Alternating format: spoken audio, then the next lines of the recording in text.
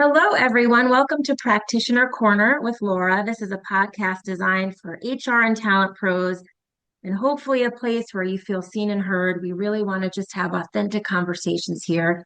And today's guest is Andy Chown. He is leading the talent acquisition team over at Kyocera Document Solutions. So, welcome, Andy. Thank you and good morning. Appreciate you having me. Good morning. I know we're having this on a Monday morning East Coast time. So, I think we're both probably drinking our coffee still, Always. as we do. Can't Yes. do this without coffee. No. Andy, I wanted to let the listeners know how we know each other. And I was trying to look at our notes because it's been years, I think. Yeah, it's definitely been a while. This so Kyocera, where I'm at currently, is the second company that you've placed me in, and thank you. And we've known each other. I feel like it must be coming on a decade at the Right. least. So yeah, it's It's I was trying fun. to It's think like, about it right, myself. we've known each other as you being a candidate and then you being a client and us being peers. Hmm. And I think there's such a beautiful value there to just a reminder of staying in touch and Absolutely, absolutely. timing. We've always talked about timing. Always there's always the right time, and it always seems to kind of land. I don't know how you do it. You're always in touch at the right and best of times. So yeah, Yeah.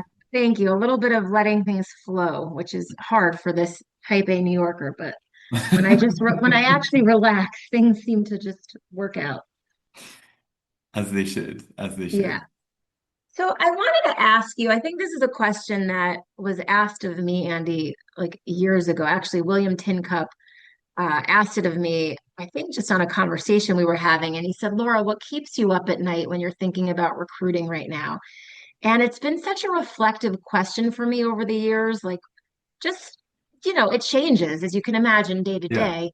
But I think it's important that I ask you the same question, and I figure we'll just let that flow for us. But when you think about the current world of talent acquisition or HR, or just our space in general, what would you say has been keeping you up at night?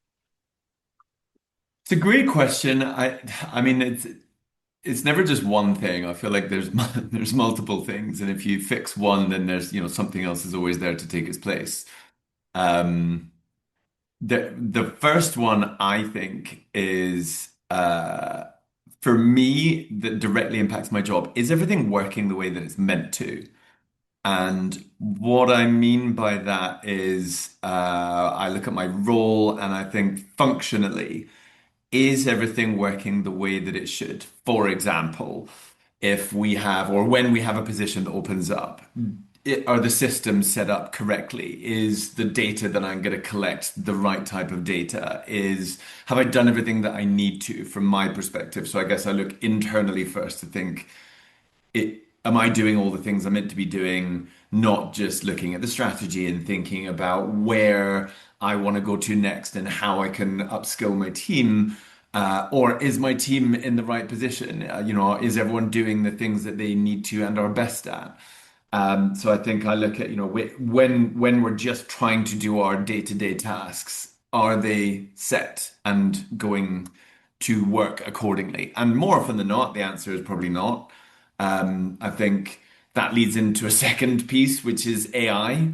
I'm still just trying to kind of wrap my head around how our systems are set up and then thinking, okay, how do I add AI into this? Do we want to? Is now the right time? Are we doing it correctly? Is it do we have all the things that we need to help us without damaging candidate or hiring manager experience? And are we doing things the right way with the best end goal in mind? So that's just a couple of things that immediately leap to mind. I So love it. I get it. Yeah, I get it. And I'm wondering, obviously, we need to dissect it a little bit more because so much is coming up for me as you're saying all of this because the feeling of working the way we're meant to, or wondering if we're doing things correctly.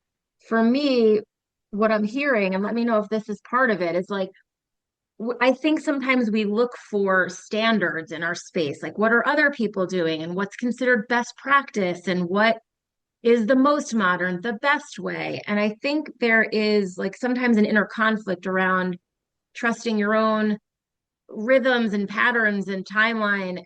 And of course, your company's speed, right? Every company has like a Hmm. different speed to transitioning to things more modern.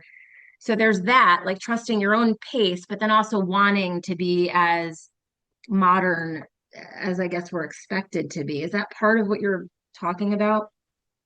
Yeah, I think that and in fact, absolutely that. I think you have to work at the pace that your company is expecting to go at, sometimes a little bit faster because, the expectation of, well, if we are using AI, for example, it should free up time. Well, does it though? And Right. if it does free up time, where? And what does that enable us to do?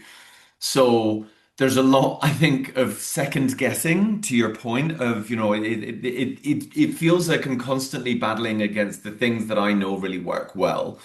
I've had a lot of experience in UK and then in US, very different types of experience. I've had some phenomenal environments that I've been able to work in, all of which have kind of led me to where I am. And I'm very thankful for that. What it doesn't do is remove the doubts. And it doesn't, to your point, what's the competition doing? What's everyone else doing? And I think Yeah. that's partially being a competitive person. I think partially also the race to make sure you're ahead of the game enough, not necessarily everyone else. But I think we've kind of sometimes lost sight of, are we doing it for the right reasons or are we doing it because that's what everyone else is doing? And I know. I've Yeah. kind of been the black sheep of my family, so I want to sort of take a step back and see, is this right? And I feel like I'm given that opportunity where I'm at right now, which is a glorious feeling, but I can't take lots of time to do it because I've still got to maintain forward momentum. Right. Of course. Yeah, it's so true. I mean, I think for anyone listening who works in talent acquisition, I mean, I think we all have this doubt sometimes. Am I doing it the best way? Am I doing it the most modern way? Am I using AI enough? Am I using it too much? Is my team too strategic? Are they too transactional? Like, I think these are the doubts and the insecurities I hear all the time. And for whatever it's worth, I would say most companies are still quite old fashioned in how they're recruiting. Like Hmm. anything you're doing that's modern and progressive is probably already putting you ahead of the curve. I mean, outside of maybe a handful of very large tech companies with very, very big budgets for, robotics in recruiting, Yeah. there's not, most people are still doing really some very antiquated things. And you know how I feel about that. There's no shame. It's often Yeah. just a lack of training, but I think it's a good reminder for anyone listening, like whatever you're doing that feels new, it's probably already ahead of the curve. I agree so much there, and you kind of hit the nail on the head with the training portion. I actually feel really sorry for hiring managers. So take talent acquisition as a function, and HR, and our job is to try and bring in the best candidates. The hiring managers have to then try and filter through what we're providing them, but they don't have the same accesses that we do. They don't understand the systems as we use them, and so the antiquated way of interviewing, let's say, and I know this, one of the things that you've been great at is offering clients and companies the ability to train. Like you will train the internal teams, which I think is phenomenal. But then you extend that to the hiring managers. And I feel like often they get left behind Yes. where there's so many things that are happening so quickly, and for what we've had to become acclimatized to, which now sometimes seems somewhat natural, to them must be alien. So I feel really sorry for them that we've also, as TA, we have to bring them with us and we've got to train them on, well, Yeah. here's how the people are coming to us, and here's why we're putting them in front of you, and here's where we feel you could focus your time. Whereas I think intrinsically, a lot of hiring managers are like, I just want to see if I like the person, and that, can they do the job? Sure, but there are varying levels of that. And so it's never just one thing, which I think Right. comes back to your initial question of what keeps you up at night. I think we've touched on so many things already I that know. I know, this, but that's the beauty of it. yeah, It's a layered sport that we're in. absolutely, Um, absolutely. yeah, you've actually hit on something that I don't feel like we talk enough about as a community. So let's take a minute with this, which is that I think hiring managers definitely get left behind. And something I've been thinking about is that we've been asking internal recruiters to be, quote, strategic business partners, right? So Hmm. across the board, we're asking TA partners to just be more advisory and give actual talent guidance and push back on hiring managers and show the data and really lead and push the way we see it more on the executive search side. Hmm. And I love that. I agree with that. I think it's true. We don't want a bunch of internal recruiters that are just sending resumes. We want them to be adding a ton more value than that. But on the flip side, if it's a partnership, if it's a business partnership, then the other side, as you're saying, these hiring managers need some training also on what that even looks like. So what I find is if you just take it back to basics, I think most hiring managers don't even know what that type of recruitment is, Hmm. Yeah. right? And so they're the part of them is like, oh, I thought this team was just going to send me 20 resumes. I didn't realize you were going to sit with me and give me three and explain how you got here. And Hmm. is that resonating for you too, Andy? Absolutely. There is so much truth in that. And there are I think also you're gonna have in the same way you would, that you'll have some people, some hiring managers who are very much more up to speed. And so you've got varying levels of hiring manager at different ends or different parts of the interview and or hiring spectrum. So some will be HR adjacent, should we say, and or are up to speed, and they either hire very regularly and they know what they're looking for and how to find it. And Mhm. great. And there are those who haven't had to hire for a while. And then equally, there are those who just want to be able to do their job without to your point, like the 20 resumes. The expectation is that 5 years ago, that's what it used to be. Or even 10 years ago, 10 to 5 to then 3 to 2 to 1. You look at the past 6 or 7 years, pre-COVID to then where we are now, and how much the landscape has completely changed. And Yeah, the yeah, expectation of, well, now that we can work remotely, I can just some hiring managers think I should be able to hire anyone anywhere. And yes and no, but they don't understand the why the no and then also why the yes for some. And so each individual search is far more complex, I think, than it used to be, whilst at the same time technically being far easier. And this again comes back to what I mentioned is, is everything set up the way that it's meant to be? Are we, if I'm hiring or if my team is hiring for a position that could be remote, is everything working the way that it needs to be? And if it isn't remote, well, how do we manage that? And that there's so many nuances now. yeah, And being able to show the value of how we filter and how and why we're saying, here's three resumes. These are the best. Now, not just the resume, here's three candidates that I think are great. And I've done all the hard work, all the hard, heavy lifting for you.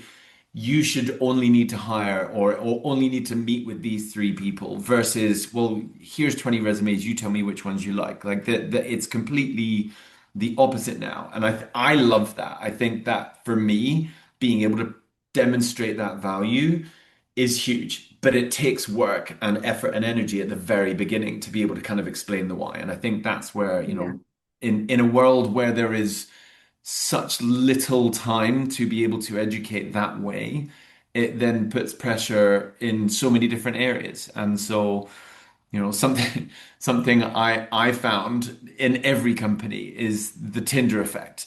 Is there's always someone more, someone else. But yes, like this person, but maybe there's someone else who just has that little bit more. And maybe there's always going to be someone more, but that means you'll lose all the work and all the momentum. And there's got to be a point in time where we say, "Do you know what, this is the best person that we can find in the market at the moment." Or maybe we can't, and we just, we try and reconfigure and say, what next? Like, if we can't find the best person, why not? What is it that, and I think being able to take a step back and do a post hiring analysis or a post yes, recruiting analysis, because you might not hire someone, but you've tried to recruit. And I think being able to look back and say, here's what worked, here's what didn't. If we didn't hire someone, what do we need to adjust? If it's comp, yeah, okay. If it's a skill that we either have too much in the job description or not enough, what. And I think sometimes we miss that. Absolutely. It's funny. I had a colleague once years ago, and it sounds passive aggressive if I try to explain it, but she somehow did it really. She was really being very authentic, but she used to say to clients like, who did the, oh, we need 20 more people, oh, we want to just see who else is out there, that whole pushback. Hmm. She would say to them, so this this job can sit open indefinitely. Like quite literally, I Yeah, can send you resumes from now until the end of eternity. yeah, And so you tell me what you'd prefer. And of course, with that lens, most hiring managers would say, no, I need this filled. Like, okay, then we have the next 30 days to find 3 or 4 people that you right. can meet, right? And it was always, I learned a lot from her. I've never, that approach is not exactly my style, but I have used the phrasing in different ways, however feels most natural. Which I'm always And preaching to recruiters, use your own style, but I think the messaging is very important. yeah, there's always going to be someone else. And but to Yeah. your point, how long do you want to wait Right. until you find what you consider to be a perfect candidate? Which I think everyone in recruiting, as a recruiter, kind of feels like there is no perfect candidate, or if there is, then they are so incredibly rare. And then once you hire them, how long are they going to stick around? Because Yeah. you want to be able to find someone who can do everything that the hiring manager wants, but where there's enough room in the role for them to grow and expand and gain their experience. So, Yeah. You said something else I wanted to come back to, which is that like there are some hiring managers who really get it, who really get how to be a strategic business partner back, and who, to me, I've always indicated that by, do they ask me questions? Are they actually mm, curious about how to learn how to hire better? And do they come to these intake meetings with questions and thoughts and, all of that?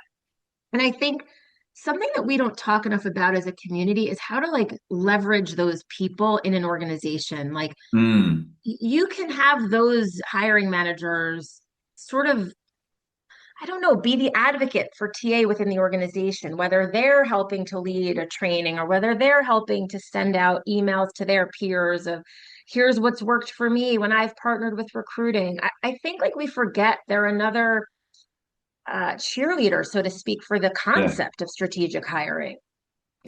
Agreed. And that's I'm guilty of that because you always think, well, I need to just get on to the next, and there's so many things that I need to fix. When maybe there are things that would be fixed as a result of that cheerleader. Right.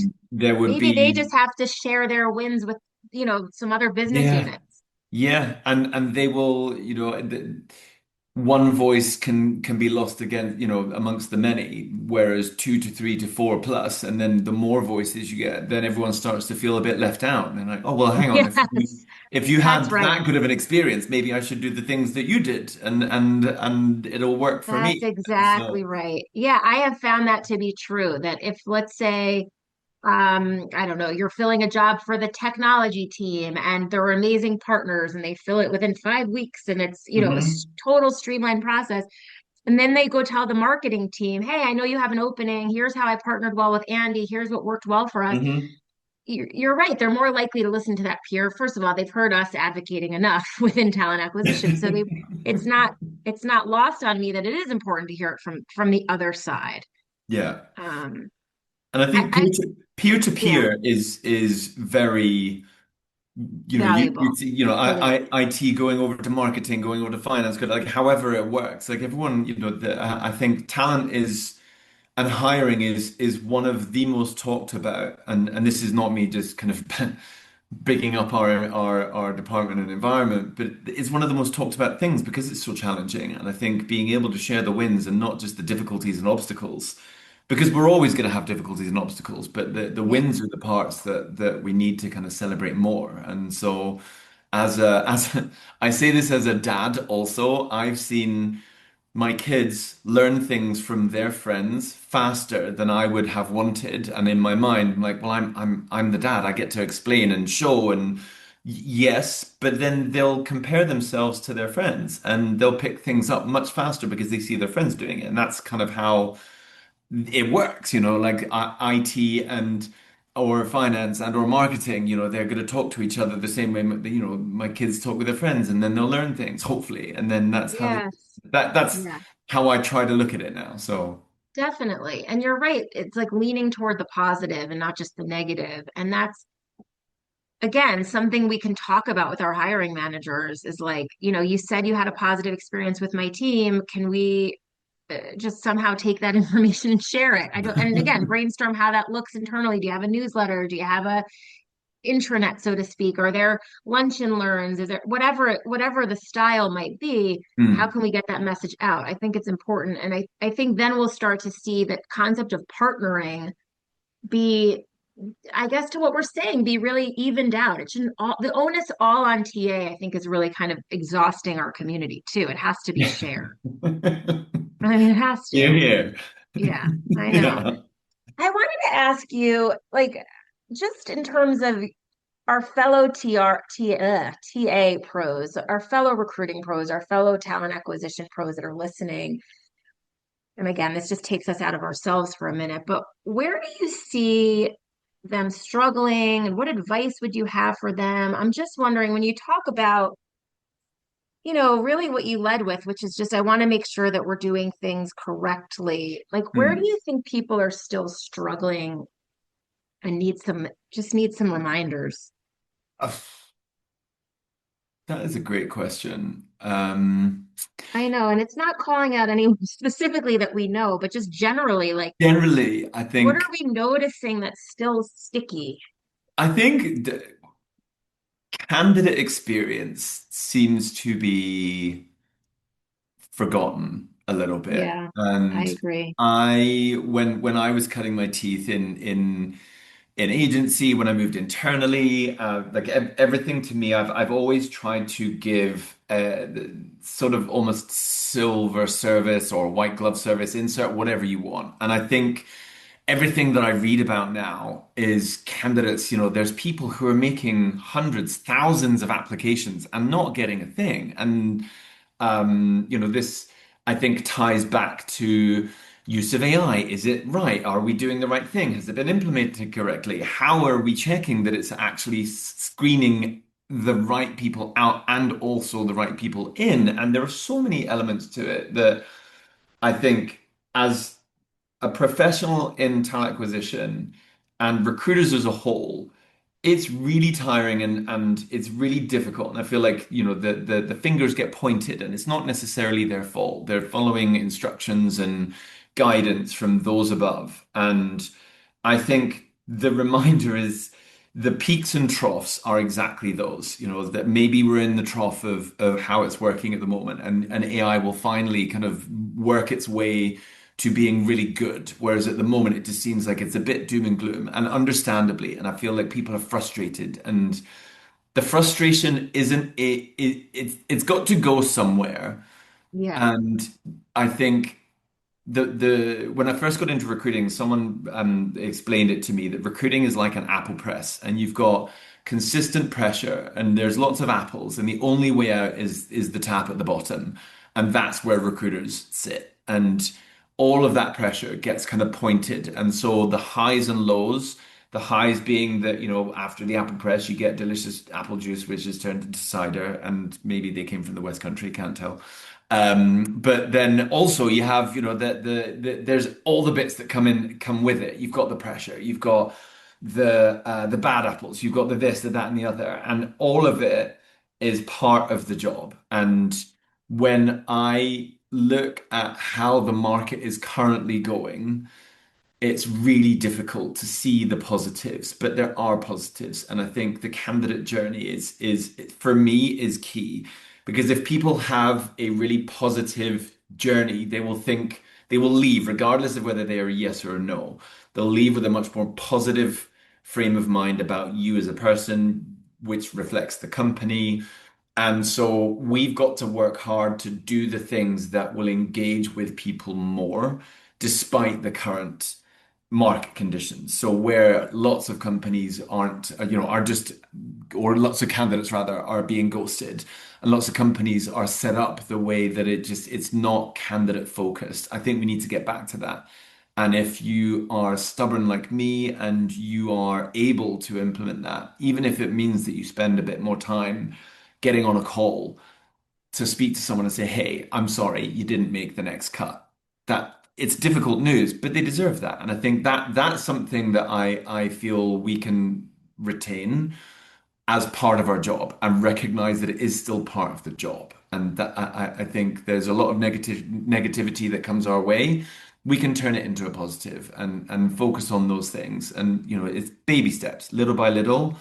You do small things again and again and again, and you'll stand out from the rest. That's how I Right. try to look at it. But what do you think that recruiters can do to improve candidate experience? I think everything I've just mentioned in line with how your business is able to function. I think, for Right. example, I will move someone internally in our applicants tracking system, and they should either receive an email. I feel like if anyone gets to an interview level where I've spoken to them and I've represented or they've gone to an interview with the hiring manager, the minimum is a call. Call them and just say, "Hey, you didn't make the cut." Like I think, sometimes clicking the buttons in the system and moving on to the next thing, it again comes back to what we were talking about with the cheerleading, having, going to the hiring managers and saying, "Hey, would you mind awfully talking to your peers and saying what a fabulous job we did?" The candidates that you call that instead of just moving them, so it takes Yes. what, Yes. 15 seconds to move them into a new bucket bin portion of your applicant tracking system. Give them a call. Take 30 seconds, maybe a minute out of your Yep. day to just close the loop with them. That will then leave them talking to their friends, their colleagues, their family about, "Do you know what? I got a call from my recruiter. I didn't make the cut, but I appreciated it. And instead of we've looked through we've assessed you against others." I feel like that's what I've always done. And if it means I have to do that later at night, I'll do it later at night because it's the right Yeah. thing to do. And I think that's something that's being drastically lost. Maybe it's because we don't have the time, but I feel like if it comes back to your point, like if we're providing three people to a hiring manager, that's only three phone calls you need to make, one of which is Right. making the cut, hopefully. So I think it's What a good point. I mean, maybe as we get more refined in the approach collectively, it is less work. You're not talking to 20 yeah. people per search. That's it. And the more, and if someone doesn't make the last, if you're screening 20 people, you only need to let 17 people know to say, "Hey, just want to let you know we spoke, with the hiring manager. Unfortunately, you're not making it. Here's a couple of reasons why it's not always you. Sometimes it just doesn't work. Other people will always have better experience."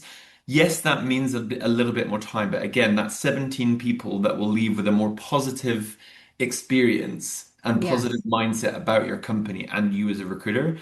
And you as a recruiter, if you stay at your company, brilliant, have at it. If you move on and you work in an industry aligned company, those candidates, that's your pipeline. And I think that I've never forgotten that. Your pipeline is your lifeline. That's one No, I you're right. coming from You're right. London where that was drilled into me in agency world is, it never hurts and it takes a bit more time, maybe at the beginning, but you get to a point where you become more efficient at it. And I think people appreciate that, especially what I'm seeing now.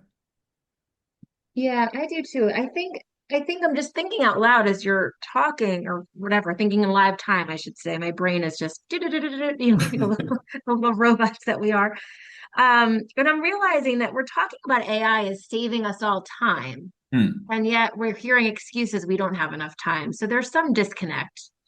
Uh, Yes. are we using AI correctly to your point? Like, are we using technology to make our lives easier? Because if we are, then we can make these phone calls or send these emails. And Hmm.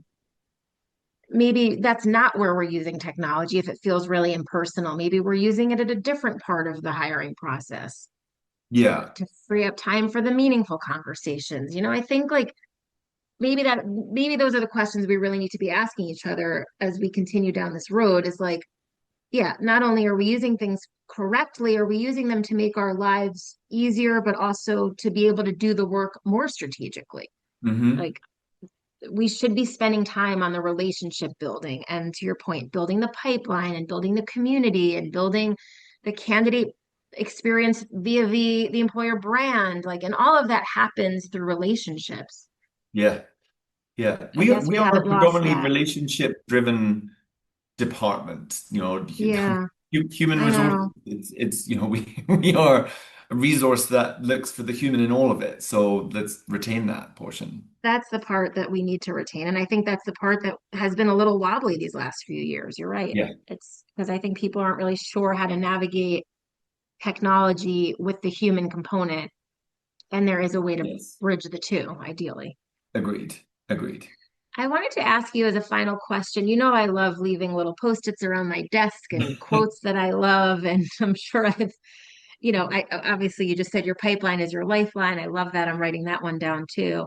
Do you have any other kind of quotes that you love when you think of recruiting or things, kind of catchphrases that just sort of help you get through a day?